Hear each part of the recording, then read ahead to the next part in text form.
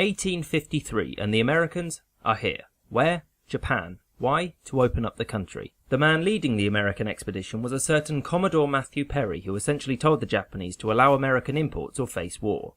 For the previous 200 years, Japan had been closed to all foreigners under the pain of death, because as far as the Japanese were concerned, foreigners were a tad meddlesome. The orders to close the borders had come from the Bakufu, also known as the shogunate.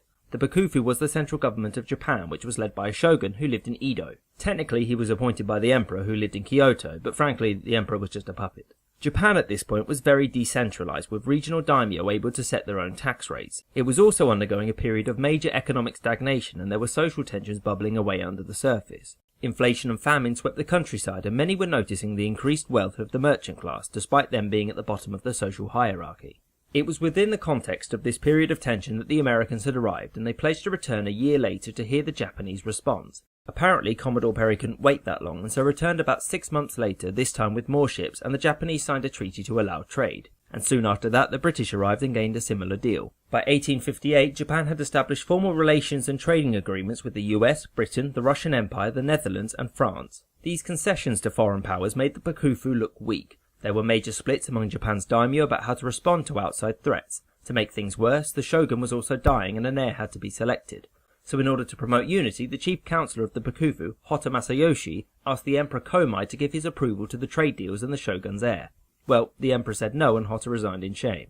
Some daimyo, such as that of Chosu, rallied against the shogun, and by 1866 Japan was in crisis. The new shogun, Yoshinobu, attempted to crush Chosu and to restore order, but was defeated when the daimyo of Satsuma refused to help. The Bakufu's defeat led Chosu and Satsuma to march on Kyoto, which they captured in 1867. Whilst there, the new Emperor Meiji announced the restoration of the emperor as the ruler of Japan. This kick-started what is known as the Boshin War, which the shogunate quickly lost. This was coincided with the modernization of Japanese military tactics, and both sides had received help from the West. Having been victorious, Emperor Meiji moved from Kyoto to Edo, which was renamed Tokyo, from where he would run Japan. Over the next couple of decades, the imperial government began the process of nation building, such as by building a new shrine in Tokyo for Japan's war dead and by dismantling the social hierarchies of the past. The late 19th century also saw the creation of Japan's first political parties, who argued over important new issues, such as representation or whether or not Korea should be immediately invaded.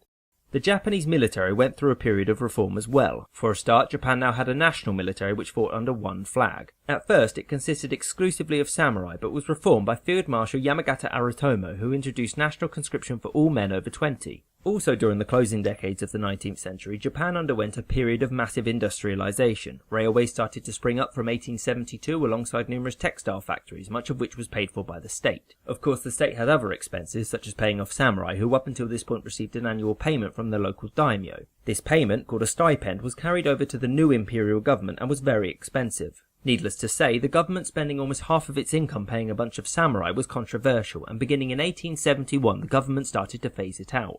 So the samurai at this point were becoming quite upset. They were no longer at the top of the social strata, stopped receiving free money, and weren't even seen as the honourable defenders of Japan, since any old peasant could join the army now. This resentment led to the Satsuma Rebellion of 1877, which the new conscript army was able to crush quite handily. The major changes Japan underwent during the second half of the 19th century culminated in the 1889 Constitution. This constitution created a Western-style government with a prime minister who served under the emperor and with an elected lower house, although the vast majority of men and no women could vote. Culture at this time also underwent massive changes, and the people of Japan had the difficult task to define what it meant to be Japanese. The government attempted to aid the creation of a Japanese identity through the new education system. This, alongside conscription, was used to promote and foster a shared sense of identity.